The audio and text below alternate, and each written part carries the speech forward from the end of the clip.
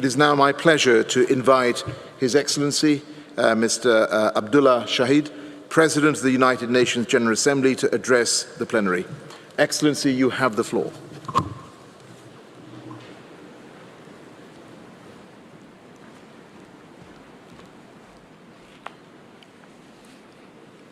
Excellencies, ladies and gentlemen, dear friends, allow me to be candid, for you are family.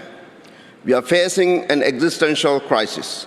We have the capacity and resources to address this crisis, but we are simply not doing enough. We must be honest about this with ourselves, with each other, and with the rest of the world. We have had decades to argue the facts about climate change, but the power of renewables, about the fine details of monitoring or cost sharing. Yet, we have still failed to act with the conviction and determination required. That may be a hard truth, but it is the truth. Another truth: we are entirely capable of turning this around if we so choose. Excellencies, since assuming the role of the President of the General Assembly, I've heard more about climate change than any other subject. I heard it from every single world leader and delegate at the high-level week. I heard it on my travels from youth, from civil society, from local leaders, and from women's groups. I heard it last Tuesday at the General Assembly meeting on climate change that I convened ahead of COP26. While the intensity of their tones varied, their messages were one and the same: the urgency of keeping with 1.5 degrees target, the need to support vulnerable populations, the irresponsibility of not capitalizing on technological innovations, and the importance of empowering women and youth. I promised the membership of the General Assembly that I would bring this message to Glasgow. First, renewable technologies are now among the cheapest on the planet and command strong public support. With the news that climate finance will not reach the promised goal of 100 billion annually until 2023, we must accelerate our efforts to ensure that all countries have access to the latest technological innovations. Second, nearly $100 trillion have been pledged to net zero targets by the private sector. Yet, it is unclear how they will be utilized, prioritized, or measured.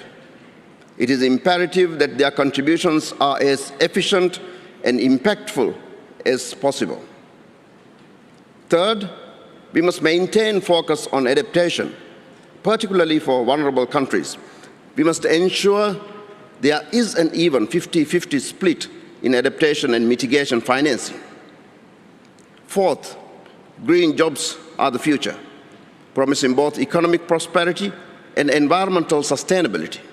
We owe to the world's almost 1.8 billion youth to not only make the transition to blue and green economies, but to also invest in their skills and tap into their energies to make that transition viable. Excellencies, 6 years ago in Paris, we celebrated an agreement that committed us to keeping global temperatures from rising above 1.5 degrees. We pledged to protect those most vulnerable, and we acknowledged that this was a planetary problem, that no country could go alone. Yet since Paris, it has rained for the first time on Greenland summit. The amount of CO2 in the atmosphere has reached record levels. Heat waves have scorched countries around the world. Droughts, storms, forest fires, and floods have all become more intense, more recurrent, and more commonplace. And sea levels are rising, threatening small island states and coastal communities alike. My friends, we have the science, we have the resources, we agree on the urgency. What then is holding us back? My dear friends, only one variable remains, and it is us. We have to make the choice to address climate change. We have to choose the hard but necessary actions. We have to listen to the science and increasingly our global population who are demanding action. My dear, dear friends, we have run out of excuses. It is time to do the right thing. In the words of Frankie the dinosaur who addressed the General Assembly, let us not choose extinction. Let us work together as one global family and use the capacities and capabilities at hand to do what needs to be done. Let us get it done. I thank you.